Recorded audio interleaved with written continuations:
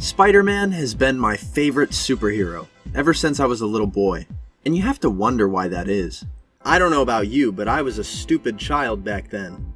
Now, I like Spider-Man because he struggles to balance his life, and that's relatable. I find his reasoning to be a superhero endearing and inspiring. But what about Spider-Man could have possibly grabbed me as a kid? What could have possibly tied me down to the character on day one? Well, I mean, it's kinda obvious, isn't it? Spider-Man has the best superhero costume of all time. And I'm the world's most unbiased YouTuber. When Spider-Man first hit the scene, he had a costume like no other superhero before him. There were characters like Captain America, Superman, Batman, and Wonder Woman. Batman and Captain America had their jaws poking out through their cowls. Superman and Wonder Woman had their faces on full display. A lot of superhero costumes were like this, having portions of the costume revealing who's under them. Robin was a kid in a cape, t-shirt, and diaper, and Namor was practically fucking naked. And that's just how it was back then. Superheroes, even now, usually show skin to some degree. Think about more recent characters like Homelander or Invincible. That's just how it is. And in this aspect, Spider-Man stands alone. Mostly. On the pages of Amazing Fantasy 15, as he first appeared, Spider-Man was covered in head to toe, not an inch or centimeter of skin to be seen. Steve Ditko, the artist who designed Spider-Man, used this to his full advantage. If the entire body is covered, there is nowhere for the design to stop to reveal human flesh. The entire body becomes a canvas for this superhero design to lay upon. The human eyes are replaced with these white slots and bordered by a thick black frame. In between these eye frames begins a web, which spirals around his face, naturally drawing you into the center of the mask. The web flows out onto the rest of his costume, down his neck, and across his chest, which pools into a belt. The same thing happens on the arms, which split off at his shoulders and trail down into his gloves. The webs are limited to the red portions of his costume, which continue onto his boots, which are disconnected from the rest of the red portions, being parted by black fabric, which is highlighted by blue lighting. Now I know it may be controversial to say that Spider-Man's costume is black and red, but in its original depiction by Steve Ditko, it's kind of hard to deny that it isn't. I'm sure this reminds you of the great debate about Spider-Man 2099, whether or not his costume is blue or black. In the comic, they claim that it is a black costume, which conflicts with the art that heavily highlights it in blue. I think about it like this. If Venom is supposed to be black, despite the fact that he's usually shaded with blue, I'm just gonna take that as a stylistic choice. The blue is meant to highlight the muscles of a character, to stop the character from being just a jet black figure. The blue is meant to give you a rough idea of their anatomy, and not to imply that the character is just blue. But if we're talking about John Romita Sr.'s art of Spider-Man, fine, that guy is meant to be blue. And also red. But you get the point. Back then, Spider-Man was red and black, with blue highlights. Even his back logo played into this idea, originally being blue. But this feature was short-lived, because in the following issue, the logo was immediately made red, with no explanation. Well, at least it was in the reprints.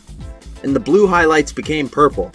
I like to think that Spider-Man's costume isn't just an aesthetic choice, but it also serves a story purpose. Spider-Man is a strange guy. He climbs around on walls, he spins webs of any size, and on top of all this, you can't see a lick of skin on him. If you knew a guy like that in real life, it would be easy to be afraid of him. Just imagine being a New Yorker in the 1960s who's never heard of a guy called Spider-Man. You walk past an alley, and boom, there's a man in a full-body outfit perched on a wall looking at you. You would probably be frightened. With this in mind, it's a lot easier to understand why Spider-Man has such a stained reputation in universe.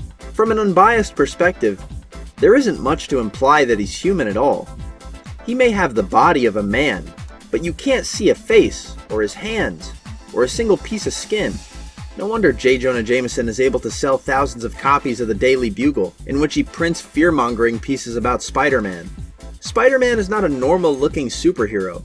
There is no cowl and hair cutout on his costume, no seductive cutouts to show skin. Why would anybody think that underneath his frightening poses and spandex costume, is a poor boy who could barely even afford the damn thing. One of my favorite things about the costume are the ridiculous gadgets that Peter is able to keep under it. Of course there are his iconic web shooters, but then there's his utility belt, which is rarely mentioned or shown in media outside of the comics. His belt can do a lot of things. It houses Spider-Man's spider signal, which shines a bright light with Spider-Man's face on it. It's kind of narcissistic, huh? It's meant to scare criminals, but I always thought that was kind of ridiculous, since Spider-Man would probably benefit from sneaking up on criminals instead. The belt also holds a small camera for Peter to take pictures of himself for the Bugle. It also holds many web fluid cartridges, which are meant to replace the ones in his web shooters if he runs out. He also keeps small spider-shaped trackers on him, which are used to stick onto his foes, so he can keep tabs on them. This begs the question, how the fuck does Spider-Man fit all this stuff under his costume without the slightest bulge? I mean, think of all the Spider-Man comic art you've ever seen. No bulge on his wrists. His waist appears to be wrapped in nothing but spandex. I mean, I get that he made these things to be sleek and not bulky, but you would think there would be some bulge around his waist and wrists to account for the tech he has under there. But anyway, that's just a nitpick of mine and not a legitimate criticism. Anyway, back to the meat and potatoes. Spider-Man's costume is the greatest superhero costume of all time. And I know some of you guys might not agree with me because there's another version of Spider-Man's costume you might like more, the black costume. But I think there's a reason that this costume was eventually replaced by the old one again. The black suit was pretty much just a black costume. Yes, it was cool, and the spider logo on it was nice, but without the webbing, there was so much blank space all over the costume. There's this incredible documentary on YouTube about the creation of the black costume and what the creators at Marvel went through when introducing it. If you want to check it out for yourself, it's in this video's description. But there's a segment in this video that tells you why I think the classic costume is just better than the symbiote.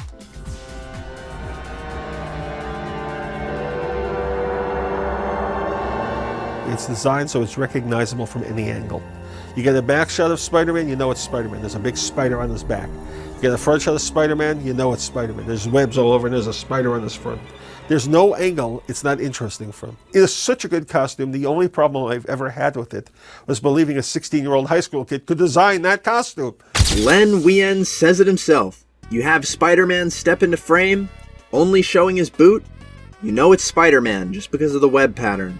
You show Spider-Man's hand, you know it's Spider-Man. Unless you did something weird like only show off Spider-Man's knees, it's instant recognition.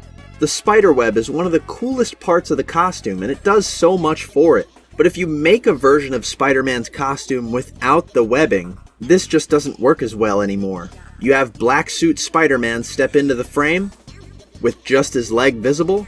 It could be Spider-Man. Maybe. I don't know. It could also be Doorman. It just makes sense, having a spider-themed character with webs that drape all over his costume. Any version of the costume without it just wouldn't work as well for me. I think there's a reason that Spider-Man is one of those superheroes that gets to keep his costume whenever he's brought into live action. He's not forced to act like it's a ridiculous idea to wear it, and as much as I'd like to attribute that to how cool it looks, I think it ties back to my earlier point, that it plays a role in how the public perceives Spider-Man. In Sam Raimi's Spider-Man movies, the public is torn on Spider-Man. Some people like him, some people hate him, and there's a news guy who can make an easy buck slandering him just because he wears a weird-looking full-body outfit. Slander is spoken. In print, it's libel. I also have to appreciate the Raimi suit for not wanting to change the look of Spider-Man too much. Of course, the web wings are gone, and the suit webs are made silver, but those changes don't really bother me, since the web wings have always come and gone, and as long as the suit webs function the same way as they always have, I don't mind. I also have to appreciate the amount of attention the spider logos are given. Before, they were always kinda simplistic, but with this design, they've been made to look more spider-like. I like the Raimi costume, and I wish every other superhero got a costume that cared to be as close enough to the original as this one did. Anyway, here's the TASM 1 suit. This redesign of the classic suit has had fans mixed on it for years. At this point, there was a shift in the ideas that went into designing Spider-Man, and a more sporty approach was taken, with a costume that was inspired by the seams and textures of sportswear. There was a focus on realism, and the costume designers put thought into how a teenager could put together this costume. We had to believe that Peter Parker actually constructed the suit himself. So things like sunglasses, lenses, and shoes and elements like that. Well, I was thinking, how would a kid make a suit?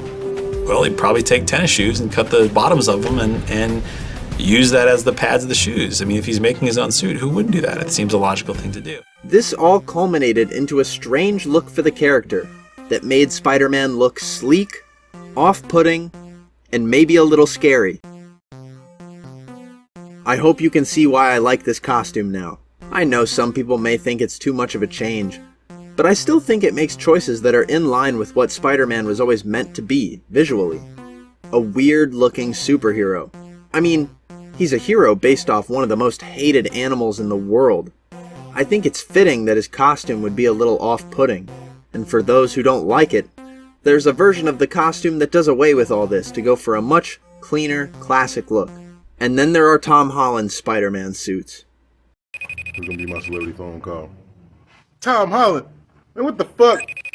Man, I don't wanna talk to your bitch! Look, I don't have a problem with some of these costumes, but I think there's been a very clear shift in superhero costume design that's taken place over the last decade. Before, you had to beg for a superhero property to even acknowledge that a costume existed. And if they did, it would be as a one-off joke. You actually go outside in these things? What would you prefer? Yellow spandex?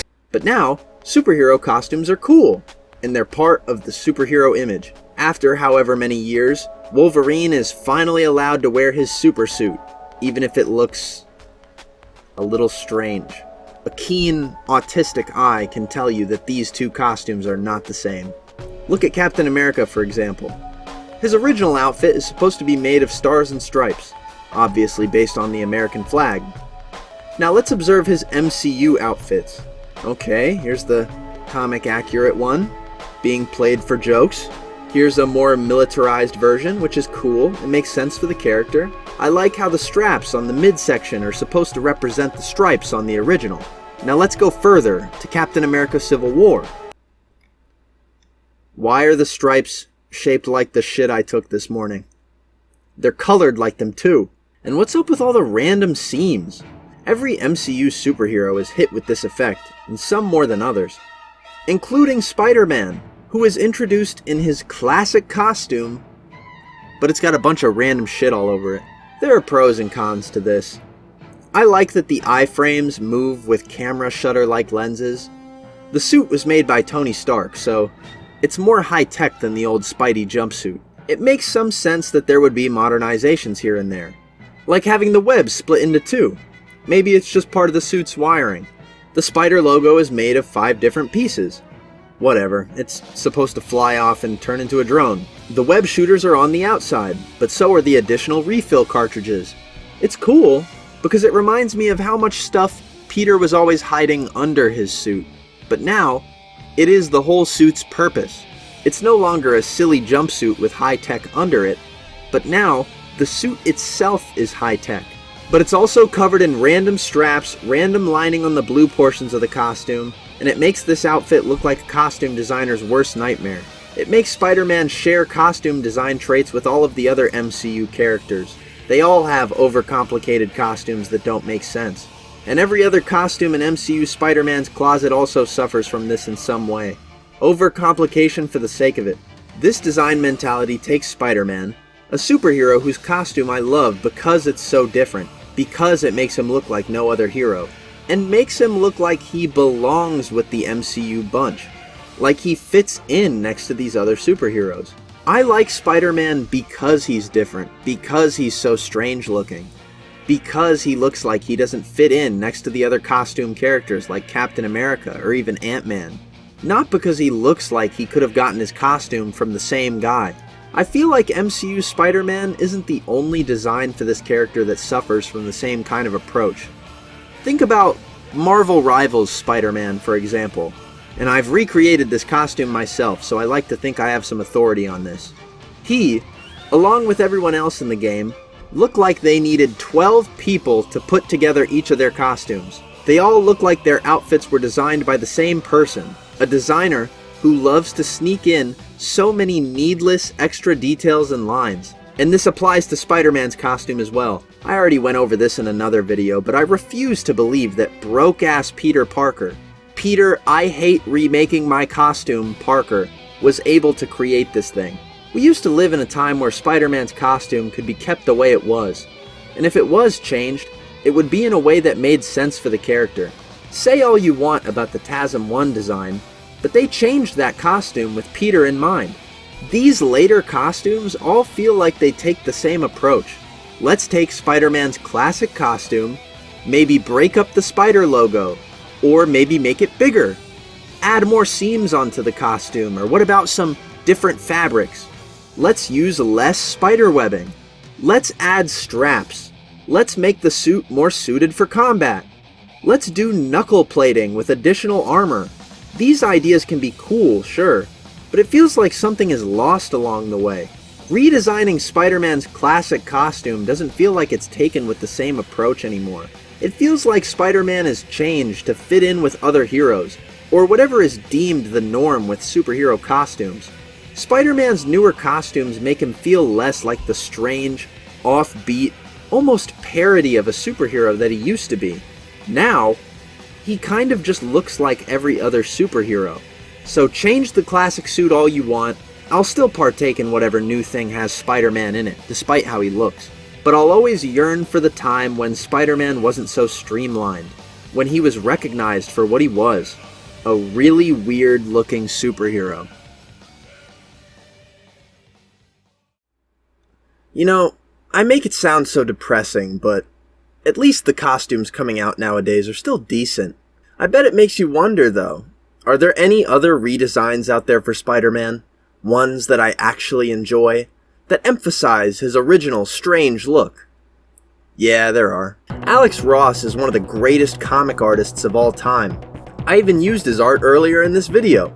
In the 90s, Alex Ross had come across this design by David Williams and thought it was the coolest thing since sliced bread. He took the suit and modified it, removing the utility belt and darkening the eyes. At the time, Alex wanted to pitch this new redesign as the look for Spider-Man in his upcoming film, which ended up being tossed aside for the look we all know and love. But that doesn't mean that Alex's design was any less ingenious. Alex Ross created a look for the character that was dark and intimidating. The eyes lacked white and only reflected whatever light stumbled into them. The spider logo was bigger, the web shooters were on the outside, and the colors of the suit were strictly black and red, like the Black Widow spider. I wish we got to see this outfit show up in something. It was in Across the Spider-Verse, in the 2002 movie game, but it's so cool that I wish it got more press. Another artist I really appreciate is Lee Bermejo. His take on Spider-Man is one of the most realistic depictions of the character out there. Something that always bothers me about Spider-Man art is that Spider-Man artists usually don't draw Spider-Man as if he's a guy in a costume. They draw Spider-Man's suit as if it's perfectly grafted onto him, with no seams or wrinkles. Lee creates a different brand of wall crawler, with all the seams and wrinkles you could want. The suit is split into different pieces, as it was always intended. You can even notice that Peter's mask will come up to reveal his neck, or his midriff will start showing. Lee doesn't bother to have Peter hide his web shooters either. He just slaps them on the outside of his costume like a Chad. There's also shoes that are noticeably built into the costume. What I love so much about Lee's redesign of Spider-Man is that it takes the time to remind you that there's a man under the costume, while still keeping the edgy, creepy look that a Spider-Man would have, with a jagged spider logo and messy webbing that mimics real spiderweb formations. If Spider-Man was real, he would look just like this. Anyway, Lee Bermejo is one tough act to follow, so let's stick to some simpler looks for Spider-Man that just change up his classic bodysuit. I love the House of M Spider-Man. I haven't read the series, but this Spider-Man costume always stuck out to me. I like how it doesn't have a strict spider logo, but instead, it makes a giant spider out of the formatting of the red sections. The front of the suit has the spider head, and the top set of legs go down the arms. and the back legs wrap around the torso. I know some may say this is just the classic suit, but it's not. It's the classic suit, but in a new creative format. I'm sure you guys saw the Ben Reilly video I did a couple weeks ago, and I gotta say, as much as I prefer the classic, I can't deny it's still a kick-ass look for the character. If you like bigger spider logos and web shooters on the outside, this redesign may be more for you. And if you like this suit, go back and watch my video on it. Unfortunately, I can't think of many other costumes that compare to Spider-Man's classic look. Steve Ditko was an amazing artist, and it's no coincidence that his co-creation went on to become one of the most popular superheroes of all time. Steve Ditko was always a strange artist who was able to produce pieces portraying peculiar people. He was a perfect pick to create a character called Spider-Man. And there's something future Spider-Man artists can learn from Steve Ditko. Ditko had no problem designing Spider-Man to be weird. And you shouldn't either.